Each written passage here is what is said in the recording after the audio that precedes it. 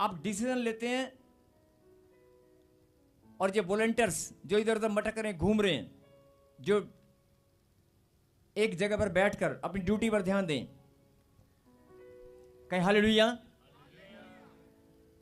आपके जीवन में जितने भी लोग सुबह से शाम तक आपको काम बोलते हैं, अचानक कोई फोन आया कि मैं एक एजेंट का नंबर दे रहा हूं, बात करना जरा, अपने बच्चे के वीजे के लिए, या फाइल लगा दो, या मैं लिंक शेयर करता हूं, या मोबाइल के अंदर एक वीडियो भेज रहा हूं, आप देखना। एक छोटा सा वीडियो खोलने से पहले क्या आप प्रार्थना करेंगे? मोबाइल के अंदर वीडियो क्लिक करने से पहले आप प्रार्थना करेंगे, प्रभु इस वीडियो को क्लिक करने से पहले मैं प्रार्थना करता हूं, तेरा नाम लेता हूं, मैं इसको खोलूं कि नहीं? आप ऐसा करेंगे? कोई नहीं करता है, कोई नहीं करता, क्योंकि हैबिट ही नहीं है, आदत ही नहीं है।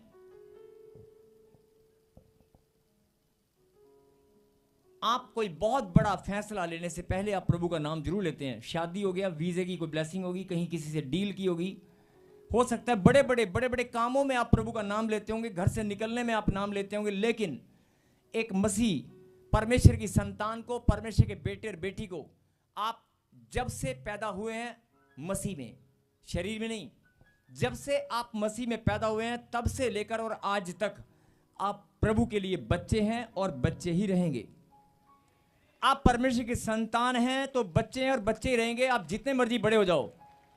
शरीर की बात नहीं कर रहा हूं।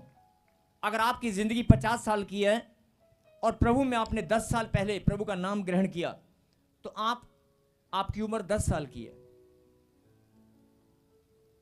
और जब तक आप बढ़ते रहेंगे परमेश्वर के लिए आप सदा बच्चे ही रहेंगे।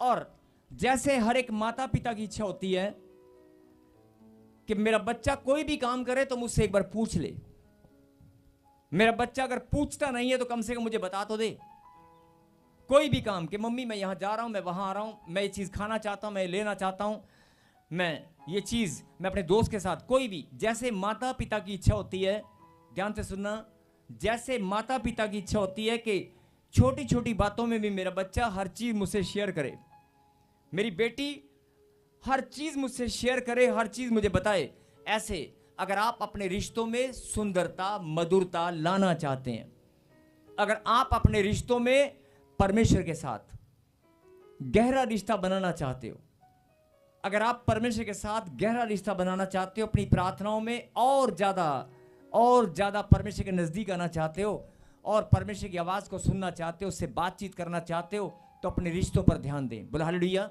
हालेलुया। और ये संदेश प्रभु ने आपके लिए भेजा है कि आज हर एक इंसान मुझसे इतनी ज्यादा दूरियां बनाकर बैठा है,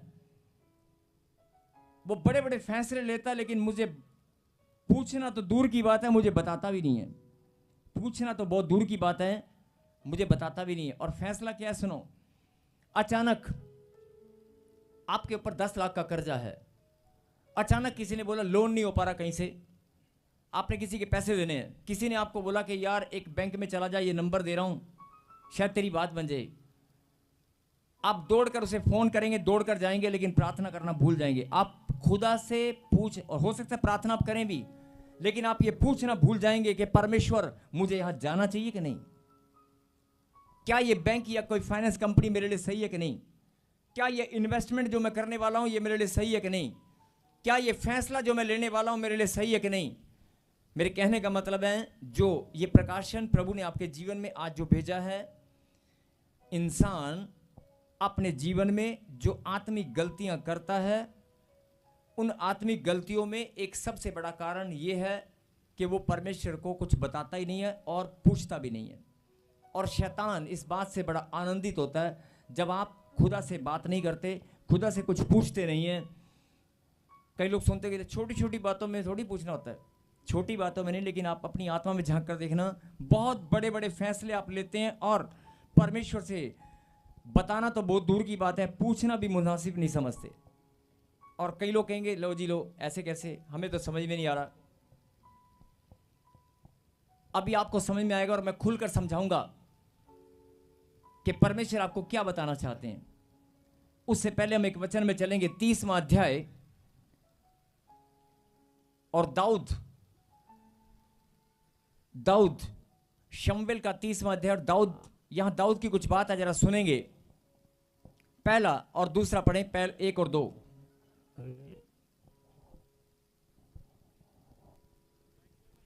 पहला शमूएल 30वां अध्याय और उसकी पहली और दूसरी आयत को हम पढ़ेंगे। तीसरे दिन जब दाऊद अपने जनों समेत सिकलग पहुंचा, तब उन्होंने क्या देखा कि अमालेकियों ने दक्षिण देश और सिकलग पर चढ़ाई की और सिकलग को मार के फूंक दिया।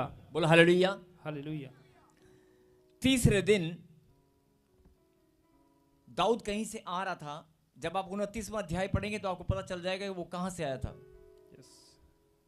तीसरे दिन जब दाऊद अपने जनों समेत सिकलग पहुंचा, तब उन्होंने क्या देखा कि अमालेकियों ने दक्षिण देश और सिकलग पर चढ़ाई की, सिकलग पर चढ़ाई की और सिकलग को मार के फूंक दिया, जलाकर राख कर दिया। हालेलुया। हाँ जी, आपने पढ़ लिया? हाँ जी, समझ में आ रहा है? अब लोग कहेंगे कि इस वचन से और प्रभु की बातचीत का क्या। आगे चलें, पढ़ेंगे 3 और 4। 3 को पढ़े, 3 को। इसलिए जब दाऊद नहीं, पहले 2 को। और उसमें की स्त्री आदि छोटे बड़े जितने थे सबको बंदी बनाकर ले गए। उन्होंने किसी को मार तो नहीं डाला, परंतु सबों को लेकर अपना मार्ग लिया। बोलो हालेलुया। हालेलुया। तीसरे दिन जब दाऊद अपने जनों समेत सिकलग में पहुंचा, तब उसने क्या देखा कि अमालेकियों ने दक्षिण देश और सिकलग पर चढ़ाई की और सिकलग को मारकर फूंक दिया। और उसमें की स्त्री, मतलब जितनी भी स्त्रियां वहां पर थी उस नगर में, जितनी भी औरतें थी, जितने भी बच्चे थे, सब के सब, और उसमें की स्त्री और आदि छोटे बड़े जितने भी थे सबको बंदी बनाकर ले गए। और उन्होंने किसी को मार तो नहीं डाला, मारा नहीं, लेकिन सबको बंदी बनाकर लेकर चलते बने। बोला हालेलुया। हालेलुया। समझ में आया? 3 दिन बाद जब दाऊद उस नगर में पहुंचा तो उसने देखा कि नगर पूरी तरह जल रहा है, चारों ओर आग लगी हुई है, कुछ भी बचा नहीं है। और जितनी भी स्त्रियां, चाहे वो किसी सिपाही की थी, चाहे वो मंत्री की, किसी की भी थी, जितनी भी औरतें वहां पर थी और जितने भी बच्चे थे, सब के सब बंदी बनाकर वो ले गए अमालेकी लोग। हाँ, इस समय आप सिचुएशन को समझ रहे हैं कि अचानक कोई व्यक्ति अपने घर पर जाए, अपने गांव में, अपने नगर में जाए और उस नगर में आग लगी हो। 2 मिनट इमेजिनेशन करके देखें, अगर उस नगर में आग लगी हो और उस नगर में आपके गली मोहल्ले के जितने भी लोग हैं, एक एक घर खाली है, एक एक घर। ध्यान से सुने, 2 मिनट सोचकर देखना। आप जहां पर रहते हैं, खुदा ना करे ऐसा कभी हो, अचानक उस गली में, उस मोहल्ले में अगर 10 गलियां, 10 की 10 गली उनमें आग लगी हुई है और सारे घर खाली हैं, कोई बच्चा, कोई बूढ़ा, कोई बुजुर्ग, कोई औरत वहां पर नहीं है। आप कहीं बाहर गए हुए थे, बाहर से अचानक आपने एंट्री की, और जब आपने एंट्री की तो आप देखकर हैरान हो गए। आप सोचकर देखना, दाऊद और दाऊद के साथ जो लोग वापस आए थे, क्या हालत हुआ होगा उनकी। उस नगर को देखकर एक औरत, एक बच्चा भी वहां पर नहीं बचा, एक बुजुर्ग नहीं बचा, और पूरा नगर जल उठा, आग लग चुकी थी। बोला हालेलुया। हालेलुया। आगे पढ़े, 3। इसलिए जब दाऊद अपने जनों समेत उस नगर में पहुंचा, तब नगर तो जला पड़ा था और स्त्रियां और बेटे बेटियां बंदी बनाकर ले जाए गए थे। आगे, तब दाऊद और वह लोग जो उसके साथ थे चिल्लाकर इतना रोए कि फिर उनमें रोने की शक्ति ना रही। बोला हालेलुया। हालेलुया। अगर आपके घर के लोग गायब हो जाएं, आपके गली मोहल्ले में कोई बंदा ना हो, अचानक ऐसा सीन देखें आप, अचानक ऐसा सीन देखेंगे तो हर एक इंसान रोएगा, नहीं तो क्या करेगा? रोएगा कि नहीं?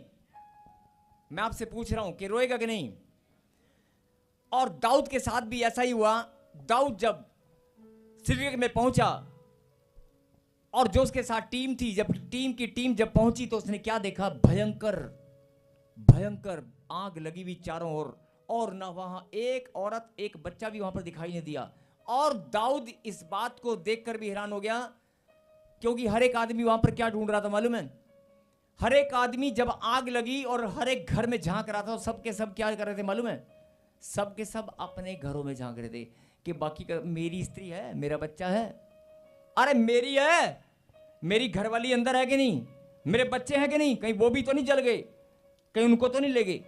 और दाऊद ने भी, मतलब जितने भी उसके साथ टीम थी, वो सारी टीम जब वापिस आई तो सब के सब हैरान हो गए और इतनी भयंकर आग को देखकर नगर सूना पड़ा है, ना औरत ना बच्चा, और उनकी खुद की पत्नी और खुद के बच्चे सब के सब गायब, एक भी नहीं मिला। और उसमें दाऊद भी है।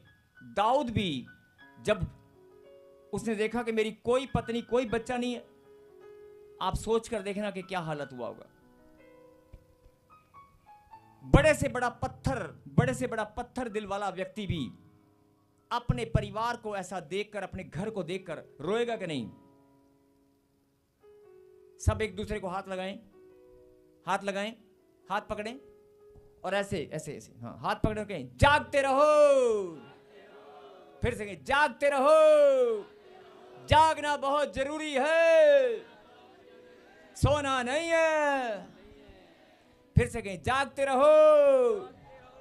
यस, क्योंकि आगे जो सुनने वाले हो ना, जागना बहुत जरूरी है। सुनेंगे दाऊद और वे लोग जो उसके साथ थे चिल्लाकर इतना रोए, चिल्लाकर इतना रोए कि उनमें रोने की शक्ति नहीं रही। बोला हालेलुया। हालेलुया। मतलब अब एक इंसान को आप देख सकते हैं कि अगर वो लिखा वचन के अंदर कि रोने की शक्ति खत्म होगी, अब आप लगा लो कि कितना रोया होगा। कम से कम आधा घंटा, 1 घंटा, 15 मिनट, जितना भी रोया होगा, जितना जोर जोर से चिल्ला कर वो रोए होंगे। क्या लिखा? इतना रोए। तब दाऊद और वे लोग जो उसके साथ थे चिल्लाकर इतना रोए कि फिर उनमें रोने की शक्ति न रही। बोला हालेलुया। मतलब रो रो कर इतना थक गए कि रोने की शक्ति भी ना बची। बोला हालेलुया। हालेलुया। और 6 को पढ़ेंगे, 6 को। और दाऊद बड़े संकट में पड़ा, क्योंकि लोग अपने बेटे बेटियों के कारण बहुत शोकित होकर उस पर पथराव करने की चर्चा कर रहे थे। परंतु दाऊद ने अपने परमेश्वर यहोवा को स्मरण करके हिवाए बांधा। बोल हालेलुया। हालेलुया। लोग भूल गए कि जैसे हमारी पत्नी और बच्चे गायब हैं, इसके भी तो गायब हैं।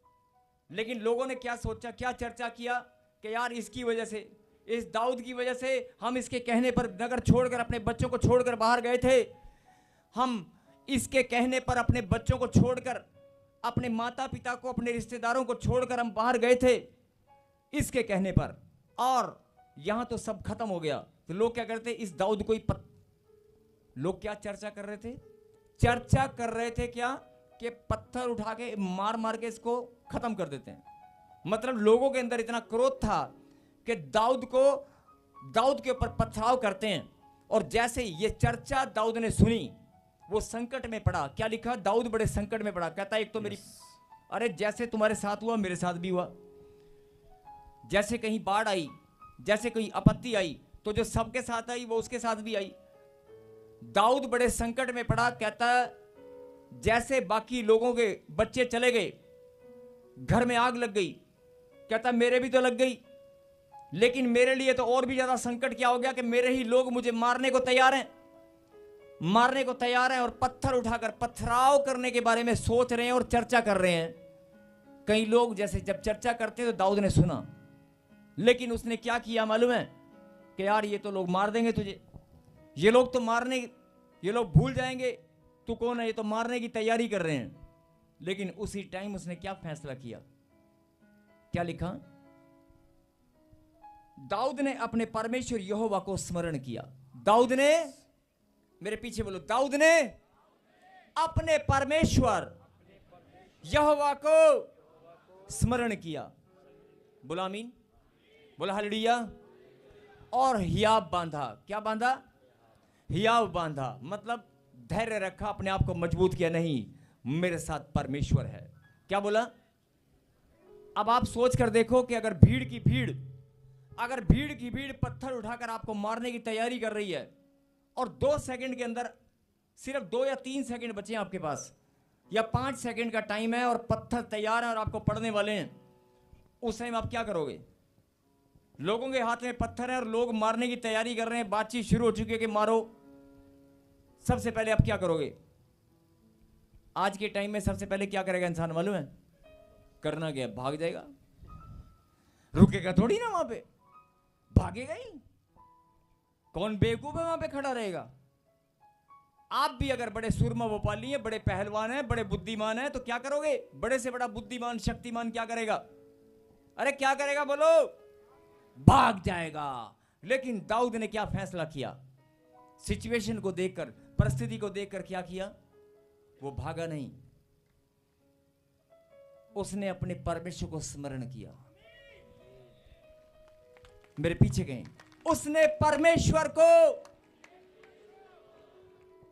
परमेश्वर यहोवा को स्मरण किया। बोलो आमीन। आमीन। अब बात समझ में आई?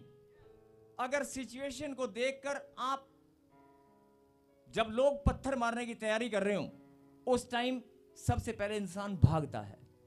लेकिन दाऊद भी भाग सकता था, लेकिन दाऊद ने क्या किया? दाऊद ने स्मरण किया। उसके पास टाइम नहीं था प्रभु से प्रार्थना करने का। स्मरण किया मतलब, स्मरण करने का मतलब मालूम है?